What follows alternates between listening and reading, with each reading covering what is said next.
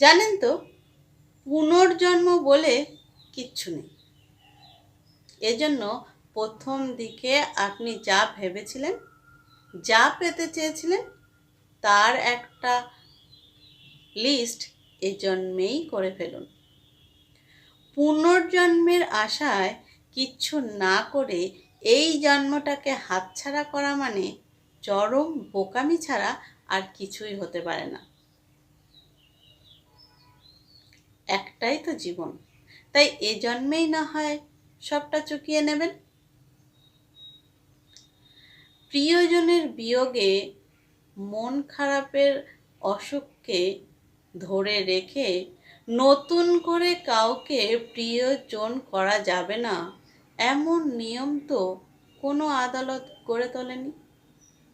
এইসব নিয়ম আমাদেরই তৈরি, তাই তা ভাঙতে কতক্ষণ?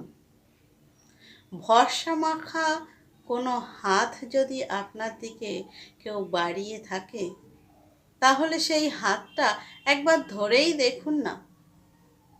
জীবন তো আর বারবার ঠকায় না, তাই না? আর এই জীবনে মানুষের পক্ষে একা থাকাটাও সম্ভব না। তাই কেউ যদি ভরসা জোগায়, তাহলে তাকে আগলে রাখুন। আপনি বারবার ব্যর্থ হচ্ছেন, কিন্তু বারবার ব্যর্থ হওয়ার পরেও হাল ছেড়ে না দিয়ে আরও একবার চেষ্টা করেই দেখুন না। হয়তো সফলতা আপনার হাতের নাগালেই আছে, হয়তো আপনি হাত বাড়ালেই তাকে ছুঁতে পারবেন। আসলে কি বলেন তো, মানুষের জন্মটাই তো একটা সফলতা, আর মৃত্যুটা যে যতটা চেষ্টা করেছে তার প্রাপ্তিটুকু নিয়েই।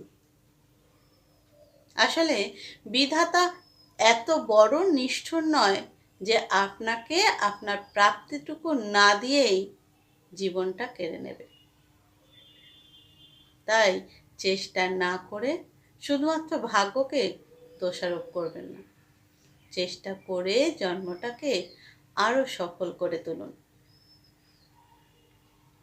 পরিবার, আত্মীয়, প্রিয়জন, কাছের বন্ধুমহল, এদের সাথে যতটা সম্ভব সুন্দরভাবে প্রাণ খুলে বেঁচেই নিন না, গড়েই তুলুন না সুন্দর মুহূর্তগুলো।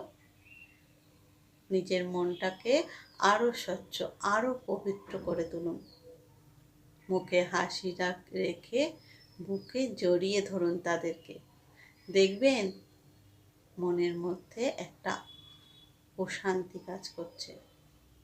আর এই প্রশান্তি থেকে নিজেকে বঞ্চিত করবেন না প্লিজ।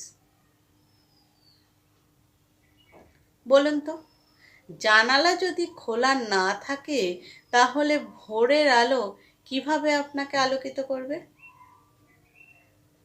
আর এই জানালা খোলার দায়িত্বটা তো আপনাকেই নিতে হবে, তাই না? এই একটা জীবনে আপনি যদি ভালো থাকার জানালাটা না খুলেই অন্ধকারেই থেকে যান, তাহলে আপনার মতো বোকা আর কে আছে বলুন তো?